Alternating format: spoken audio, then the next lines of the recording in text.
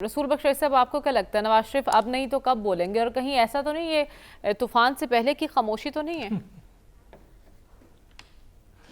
نہیں، میرا خیال میں ہے کہ پہلے تو سمجھیں کہ جو مسلم لیگ نون کی حکومت ہے یا سیاسی جماعت ہے، یہ میاں صاحب کے بغیر کچھ بھی نہیں ہے۔ اچھا، یہ سب کچھ کریڈٹ میاں صاحب کو جاتا ہے کہ انہوں نے جو پنجاب کا، سندھ کا، خیبر پختونخوا ملک کا جتنا ایک حکمران طبقہ ہے سیاسی طور پہ، اس کو انہوں نے جوڑ کے ایک پارٹی کو انہوں نے بنایا ہے۔ یہ ان کے لیے ایک بہت بڑا کام ہے جو انہوں نے سیاسی طور پر اپنے لیے اور سیاسی جماعت کے لیے کیا ہے۔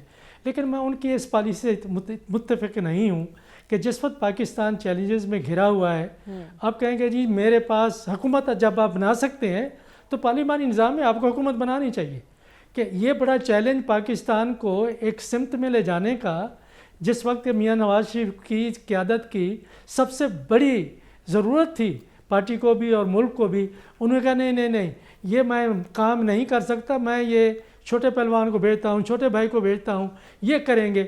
یہ میرے خیال میں انہوں نے اپنے لیے اور اپنی پارٹی کے لیے، ملک کے لیے اچھا فیصلہ نہیں کیا۔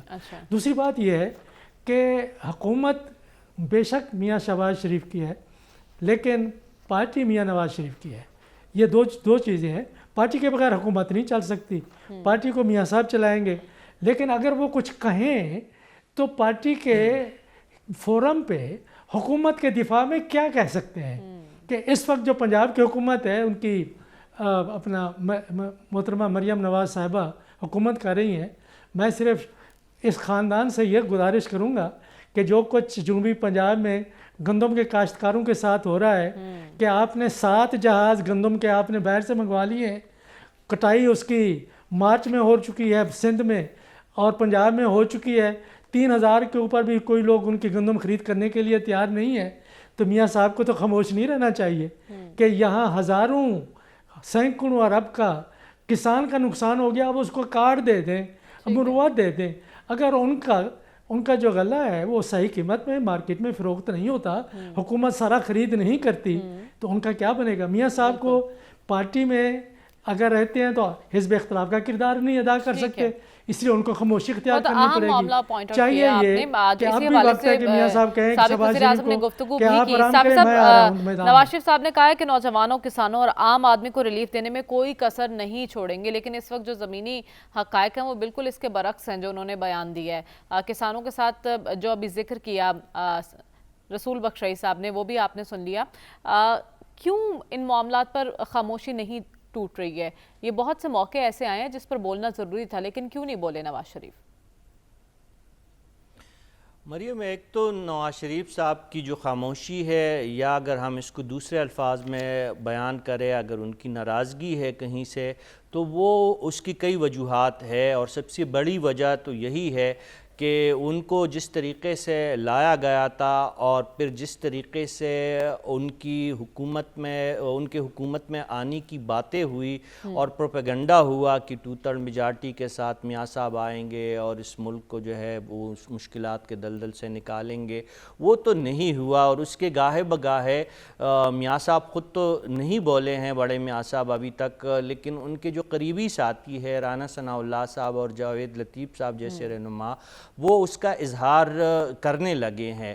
تو میاں صاحب پاکستان کی سیاست کو جانتے ہیں، وہ مناسب وقت پہ لب کشائی ضرور کریں گے۔ اس وقت ان کے پاس کہنے کے لیے زیادہ کچھ نہیں ہے۔ جس طرح باقی ساتھیوں نے کہا کہ حکومت کو بنے ہوئے 3 ماہ ہوئے ہیں، سیاسی فرنٹ پہ وہ حکومت کی کسی کارکردگی کو بیان نہیں کر سکتے، اور دوسرا فرنٹ جس سے ان کی خاموشی ہے یا جس سے نواز شریف صاحب اور ان کے کچھ قریبی ساتھیوں کا گلہ ہے، اس فرنٹ کو بھی اب وہ کھولنا نہیں چاہتے ہیں، کیونکہ ماضی میں انہوں نے بیک وقت جب کئی محاذ کھولے کہ ایک طرف وہ حکومت کے معاملات اور جمیلوں میں پڑے رہیں، الجھے رہیں، اور دوسری طرف وہ ریاستی اداروں کے ساتھ بھی الجھ پڑے تھے۔